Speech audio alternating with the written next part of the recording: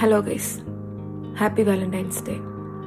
Valentine's Day കഴിയാറായി, ഇവിടെ രാത്രിയായി. പക്ഷേ ഞാൻ ഇപ്പോഴാണ് എണീറ്റ് വന്നത്, കാരണം നൈറ്റ് ഷിഫ്റ്റാണ് ഗൈസ്. എന്നിട്ട് ഫോൺ നോക്കിയപ്പോൾ മൊത്തത്തിൽ റീൽസ് ഇടാ, എല്ലാവരും വാലന്റൈൻസ് ഡേയുടെ റീൽസ്.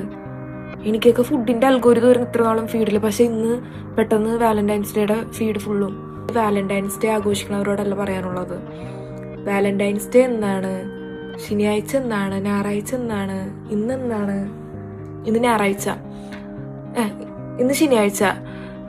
ഇതുപോലെ അറിയാത്തവരോടാണ് എനിക്ക് പറയാനുള്ളത്, നിങ്ങൾ വിഷമിക്കണ്ട. അധ്വാനിക്കണവരെ ജീവിതത്തിൽ വിജയിച്ചിട്ടുള്ളൂ എന്ന് വിചാരിച്ചിട്ട് പണിക്ക് പോവുക. എല്ലാവരും ആഘോഷിക്കണം. അപ്പോൾ ഇവിടെ ചിലവർ പണിക്ക് പോയി കിടന്നുറങ്ങുക, പിന്നെ എണീറ്റ് പണിക്ക് പോവുക.